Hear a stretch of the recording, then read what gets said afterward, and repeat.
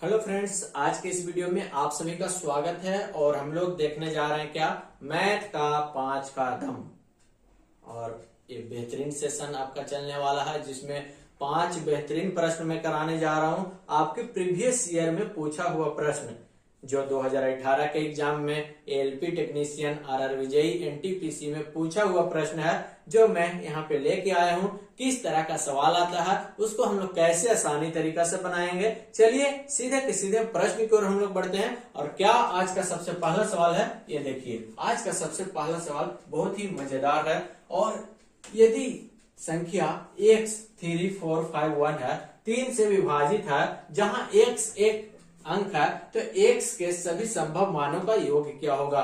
चलिए जी, बहुत ही अच्छा सवाल है। क्या सवाल कह रहा है कि कोई संख्या है x 3 4 5 1 जो 3 से विभाजित है। क्या है? 3 से विभाजित है, जहां x कोई अंक है। क्या है? x कोई क्या है? अंक है जी। x कोई क्या है? अंक है। और x के सभी संभव मानों का योग बता रहा, पूछ रहा कि x के सभी संभव मानों का योग क्या हो सकता है। अब बताइए कि 3 से रूल ऑफ थ्री 3 से विभाजित होने का नियम क्या है। 3 से विभाजित होने का नियम आपको पता है? चलिए मैं बता रहा हूं। 3 से विभाजित होने का नियम है कि वैसी संख्या जिसके अंकों का योग 3 के मल्टीपल हो, यानी कि 3 से विभाजित हो जाए, वैसी संख्या जो अंकों का योग 3 से विभाजित हो जाए, वो पूरी संख्या 3 से विभाजित हो जाएगी। यहाँ पे चेक करते हैं हम लोग। यहाँ पे आप चेक करते हैं x plus 3 plus 4 plus 5 plus 1 है ना। इसको जोड़ देते हैं हम लोग, तो क्या आ जाएगा? x प्लस 3 और 4 7, 7 और 5 12, 12 1 13। क्या आ गया? x प्लस 13 आ गया। अब x के जगह पे क्या मान रखेंगे कि 3 से विभाजित हो जाएगा। सोचने वाली बात है कि x के जगह पे क्या रखेंगे जो 3 से विभाजित हो जाएगा। 1 रखेंगे तो 1 और 13 14, 3 से विभाजित होगा तो नहीं होगा सर। 2 रखेंगे तो 2 और 13 15, 3 से विभाजित होगा तो यस सर होगा। तो चलिए देखिए, यहाँ सबसे अच्छी चीज है, x के जगह पे क्या रखेंगे? 2 रखेंगे। तो x प्लस 13 है जी, तो क्या आ जाएगा? 2 प्लस 13 यानी कि 15, जो आपका 3 से पूरी तरह विभाजित है। तो x का पहला संभव मान क्या हो जाएगा? 2 हो जाएगा। अब x बराबर 3 रखिए, तो 3 और 13 16, नहीं x 3 से कटेगा। 4 रखेंगे तो 4 और 13 17 होता है, 17 भी 3 से नहीं कटेगा। 5 रख के देखिए, 5 और 13 18, 3 से कटेगा? यस सर कटेगा। तो x बराबर क्या रखेंगे? 5 रखेंगे। तो 5 क्या हो जाएगा? 5 और 13 18, ये भी कट जाता है। तो x का संभव मान क्या हो गया? 2 हो गया, 5 हो गया, और होगा चेक कर लेते हैं। 6 रखेंगे तो 19 हो जाएगा जी, ये कटेगा 3 से? नहीं कटेगा।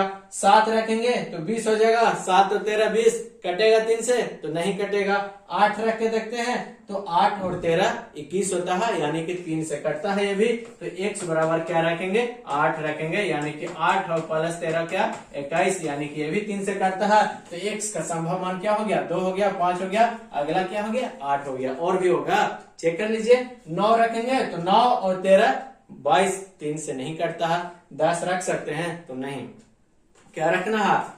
अंक रखना है, कोई भी 1 डिजिट का अंक रखना है। तो 1 से 9 तक में ये 3 ही संख्या है जो x का वैल्यू रखने पे आपका 3 से विभाजित हो सकते हैं।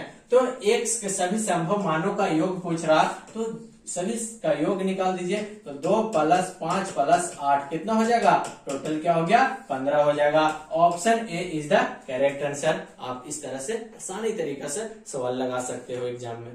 इस तरह का प्रीवियस ईयर पूछा गया आपके एग्जाम में, आराम से सोल्व कर सकते हो आप इसको, है ना। और जो लोग नहीं कॉन्सेप्ट को समझेंगे वो इस तरह का आसान सवाल भी छोड़ के आ सकते हैं। चलिए अगले सवाल की ओर हम लोग बढ़ते हैं। अगला सवाल क्या कह रहा, कैसे बनेगा देखिए। बहुत ही अच्छा सवाल है, रेलगाड़ी वाला सवाल है।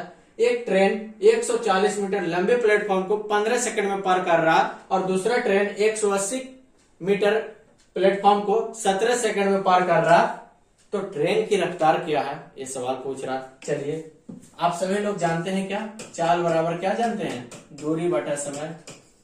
यही तो मैं बताता हूं हमेशा, चाल बराबर दूरी बटा समय। चाल नहीं दिया है तो उसको x मान लेंगे, चाल नहीं दिया है x मान लेंगे। और दूरी बराबर क्या होता है, ट्रेन की लंबाई प्लस प्लेटफॉर्म की लंबाई। दूरी बराबर क्या होता है, ट्रेन की लंबाई प्लस प्लेटफॉर्म की लंबाई। ट्रेन की लंबाई दिया गया है, नहीं दिया गया है तो उसको मान लेंगे क्या, l मान लेंगे। और प्लेटफॉर्म की लंबाई दिया गया है 140, तो उसको क्या रखेंगे, 140 रखेंगे। बटा समय कितना सेकंड में पार कर रहा, तो 15 सेकंड में सर, तो उसको क्या करेंगे, बटा क्या कर देंगे, 15 कर देंगे। अब इसको तिरछा तिरछी गुना कीजिए तो l प्लस 140 बराबर क्या आ गया, 15x।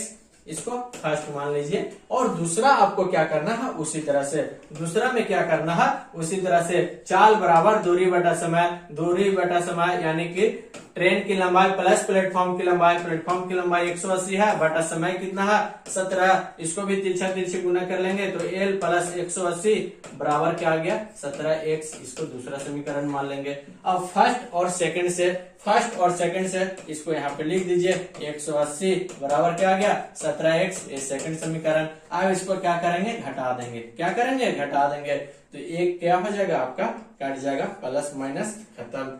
अब 140 माइनस 180 यानी कि minus 40 sir. 15x minus 17x यानी कि माइनस 2x सर। माइनस से माइनस खत्म। और ये 2 से 40 को काट देंगे 20 बार में, तो x बराबर क्या आ गया आपका सर, 20 आ गया। x बराबर 20। और x क्या माने थे हम लोग, चाल माने थे। x क्या माने थे, चाल माने थे। पूछ क्या रहा, ट्रेन की रफ्तार यानी कि चाल पूछ रहा, तो 20 होगा। तो ये क्या आ गया आपका, 20 मीटर प्रति सेकंड आ गया। क्या आ गया, x बराबर 20 मीटर प्रति सेकंड। और आपका जो आंसर है किलोमीटर प्रति सेकंड में है, तो इसको किलोमीटर प्रति सेकंड में चेंज कर दीजिए। तो 20 गुने किलोमीटर प्रति सेकंड में चेंज करने के लिए 18/5 से गुना कर दीजिए। तो 18/5 से गुना कीजिएगा तो क्या आ जाएगा, 5 से कट जाएगा 20 4 बार में, तो 18 चौक 72 किलोमीटर प्रति सेकंड। हो गया कि नहीं answer. Option number D is the correct answer. हमारा जो आया x बराबर 20 मीटर प्रति सेकंड में, लेकिन जो आंसर है आपका किलोमीटर प्रति सेकंड में दिया गया है। अब यहाँ से बहुत सारे लड़के भाग जाएंगे कि जा आंसर गलत आ गया है ना, और आंसर गलत आ गया तो टेंशन में फिर से बनाएंगे। अरे बाबू आपका मीटर प्रति सेकंड में आ गया है, देखिए मीटर दिया गया है, सेकंड दिया गया है, तो मीटर प्रति सेकंड में आंसर आया है। आपको किलोमीटर प्रति सेकंड में निकालना है, तो 18/5 से क्या करेंगे, गुना करेंगे, तो आपका निकल जाएगा 72 किलोमीटर प्रति सेकंड। अगर 72 किलोमीटर प्रति सेकंड आ जाता, मीटर प्रति सेकंड में पूछता, तो 5/18 से क्या करते, गुना करते। तो इस तरह का सवाल आप आसानी तरीका से बना सकते हैं। प्रीवियस ईयर में पूछा गया सवाल है, इस तरह का सवाल आगे भी आपके एग्जाम में पूछे जा सकते हैं। चलिए अगली सवाल की ओर बढ़ते हैं। अगला सवाल क्या है आपके सामने, अच्छा सवाल है ये भी। सवाल है 0.0245 और 45 पे क्या है आपका रेकरिंग है, को एक साधारण भिन्न के रूप में उसके सरल रूप में कैसे लिखा जा सकता है। इसको कैसे बनाएंगे, देखिए इसको कैसे बनाते हैं हम लोग। जो संख्या है पूरा उसको लिख देते हैं। पूरा संख्या क्या है, 245 है। 245 है ना पूरा संख्या, लिख दिए। अब जिस पे रेकरिंग है उसको नहीं, जिस पे रेकरिंग नहीं है उसको लेंगे। तो जिस पे रेकरिंग नहीं है, कौन किस पे नहीं है, तो 2 पे नहीं है, तो माइनस क्या कर देंगे, 2 कर देंगे। बाटा में क्या, जितना संख्या पे रेकरिंग है उतना 9 लिखेंगे।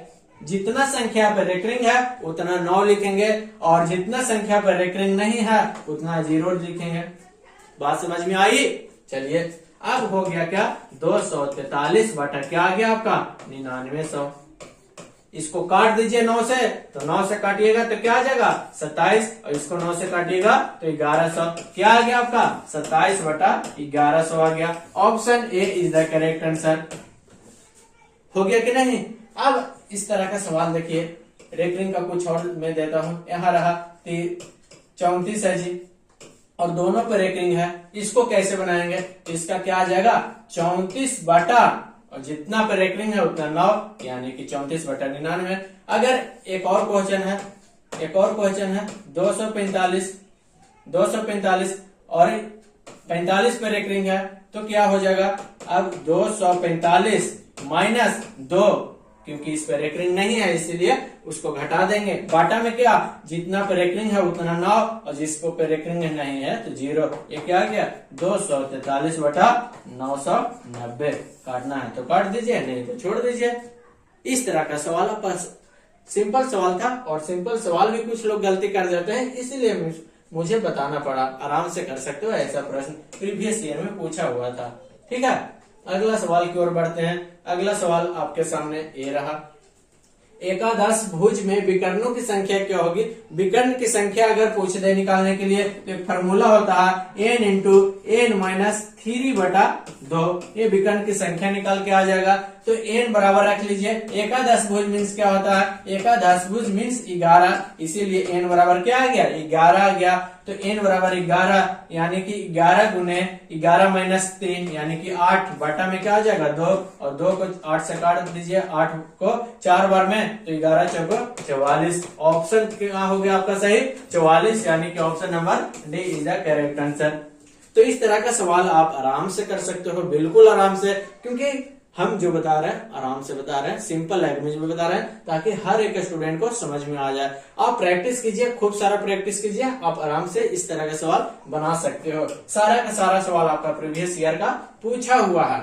अगला सवाल देखिए, जोई और मिनती के कंचों की संख्या का अनुपात 5:8 है, जबकि जैकब और मिनती के कंचों का अनुपात 7:12 है। तो जोई और जैकब के कंचों का अनुपात क्या होगा। देखिए बनाइए आराम से, लिखिए जोई यहाँ पे है जी, उसके बाद क्या है मिनती और एक और लड़का है क्या जैकब लिख दिए। जोई और मिनती का कंचों का रेशियो 5:8 है, 5:8 है, यानी कि जोई और मिनती के कंचों का रेशियो 5:8। अब दूसरा क्या है, जबकि जैकब और मिनती के रेशियो क्या है 7:12। जैकब और मिनती का, यानी कि जैकब का क्या हो गया 7 और मिनती का 12। तो जैकब का क्या 7 और मिनती का 12, इसके सामने लिख देंगे। अब यहाँ से ट्विस्ट थोड़ा सा आता है, क्या ट्विस्ट है खेला में, ये देखिए मिनती का जो रेशियो है वो जोई के साथ 8 है और जैकब के साथ क्या है 12 है, इसका डिफरेंट आ गया। अब इसको हमको सेम करना है, बराबर करना है इसका रेशियो। तो क्या करेंगे, इसको से गुना कर दीजिए और इसको ये संख्या से गुना कर दीजिए, तो क्या हो जाएगा बराबर हो जाएगा। यानी कि इसको 12 से गुना कर देंगे और इसको क्या कर देंगे 8 से गुना कर देंगे, तो आ गया ना बराबर। 12×8 हो गया, ये भी 12×8 हो गया। अब इस स्थिति में आपको क्या करना है जी, 12 को इसको गुना किए तो ऊपर वाला जितना भी संख्या होगा सभी में 12 से गुना होगा, बिल्कुल।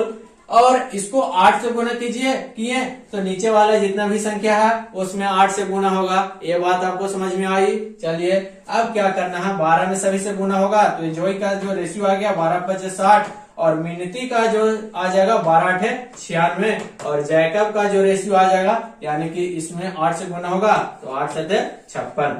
सवाल क्या कह रहा, सवाल हमारा कह रहा जोई और जैकब के कंचों का अनुपात क्या होगा।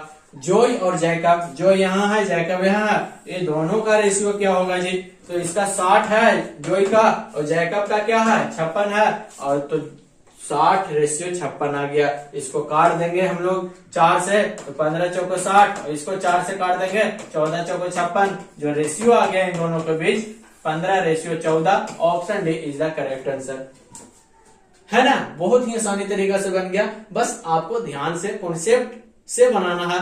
कॉन्सेप्ट कहीं पे गड़बड़ नहीं होना चाहिए, अच्छा से कॉन्सेप्ट सीख लीजिए, आराम से सवाल बन जाएगा। चलिए, तो इस तरह का सवाल आपके प्रीवियस ईयर में पूछे गए थे जो हमने कर लिए। अगले वीडियो में और भी बेहतरीन सवाल लेके आएंगे जो आपके प्रीवियस ईयर में पूछा हुआ है, उसको किस तरह से बनाएंगे, कैसा सवाल आता है, सारा कुछ देखेंगे। टेंशन छोड़ दीजिए, बस आपको मैं जो करा रहा हूँ वो आराम से करिए। वीडियो अच्छा लग रहा तो शेयर कर दीजिए, लाइक कर दीजिए और कमेंट कर दीजिए। और क्या नए हैं चैनल पे तो चैनल को आप सब्सक्राइब कर लीजिए। और हम लोग अगले वीडियो में मिलते हैं, तब तक के लिए थैंक यू।